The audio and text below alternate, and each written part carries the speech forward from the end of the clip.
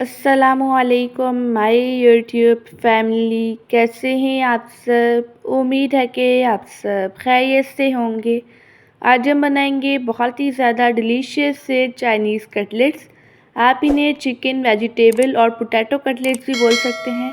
ये इतने ज़्यादा डिलीशियस बनेंगे, बस आपने वीडियो को लास्ट तक वॉच करना है।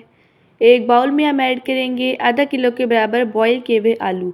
मैंने आधा किलो आलूओं को बॉईल करके छील कर ठंडा कर लिया था। अब इन्हें हम मैश कर लेंगे। आप चाहें तो आलू ग्रेट भी कर सकते हैं। आपने एक टिप मेरी याद रखनी है, जब भी आप पोटैटो के कबाब बनाएं, आपने आलूओं को ठंडा करके ही मैश करना है, ठीक है।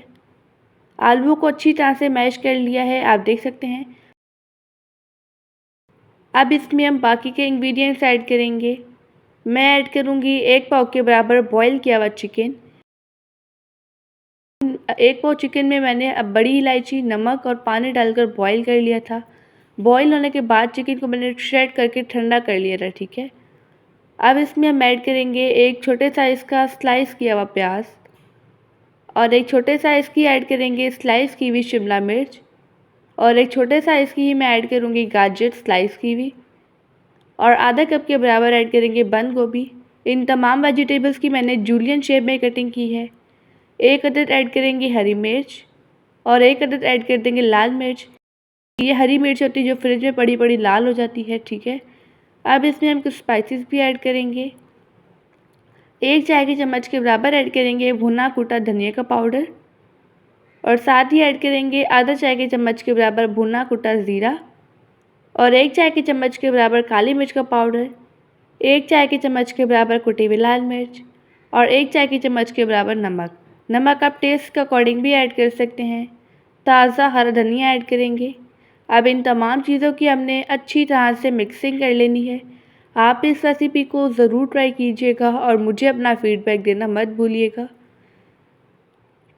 अगर आप इन कबाब की रेसिपी को फ़र्स्ट टाइम ट्राई करेंगे तो आपकी रेसिपी बिल्कुल परफेक्ट बनेगी। ये कबाब बनाना बहुत ही ज़्यादा आसान है। कबाब के लिए मिक्सचर बनकर रेडी हो चुका है। अब हम हाथों को कुकिंग ऑयल से ग्रीस करेंगे और इसमें से थोड़ा सा पोर्शन लेंगे और इसे हम कबाब की शेप दे देंगे, ठीक है।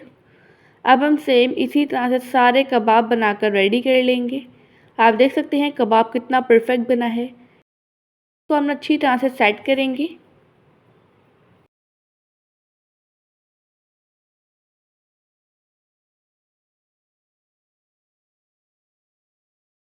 अब इन कबाब को बनाकर हम प्लेट में रखते जाएंगे। मैंने सेम इसी तरह से सारे कबाब बनाकर रेडी कर लिए हैं। अब इन कबाब को हम फ्राई करेंगे। फ्राई करने वाला स्टेप इम्पॉर्टेंट होता है। बहुत लोग फ्राई करते हुए मिस्टेक्स करते हैं। फ्राई करने से पहले मैं एक बाउल में ऐड करूँगी 1 अदद अंडा और इसे हम अच्छी तरह से फेंट लेंगे क्योंकि हम कबाब को अंडे से कोट करके फ्राई करेंगे। अंडे को अच्छी तरह से फेंट लिया है। कबाब को हमने अंडे से अच्छी तरह से कोट कर लेना है। जैसे ही हम कबाब को अंडे से कोट करेंगे, अब इसे हम फ्राई करेंगे, ठीक है। फ्राई करने के लिए मैंने पैन में ऑयल पहले ही गर्म होने के लिए रख दिया था। अब इसमें हम 1 बाय 1 करके कबाब ऐड करेंगे अंडे से कोट करके।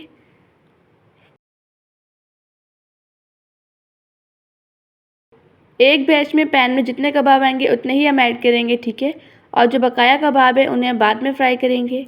इन कबाब को हमने मीडियम फ्लेम पर गोल्डन कलर आने तक और क्रिस्पी होने तक फ्राई कर लेना है। जैसे ही कबाब एक साइड से फ्राई होंगे, इनकी साइड हम चेंज करेंगे और इन कबाब को दूसरी साइड से भी फ्राई कर लेंगे।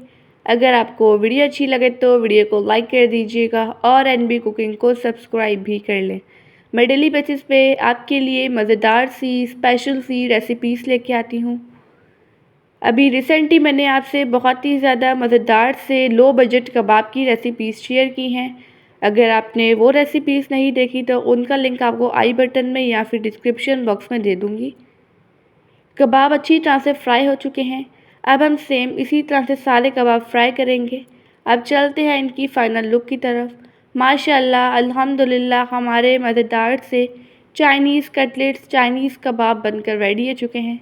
अब मैं आपको एक कबाब तोड़कर दिखाती हूँ। ये कबाब बिल्कुल परफेक्ट बने हैं। आई होप कि आपको आज की रेसिपी बहुत ही ज़्यादा पसंद आई होगी। आप सब अपना ढेर सारा ध्यान रखिएगा, मुझे अपनी दुआओं में याद रखिएगा। अब मिलते हैं कल किसी नई रेसिपी के साथ। जब तक के लिए अल्लाह हाफ़िज़, बाय बाय।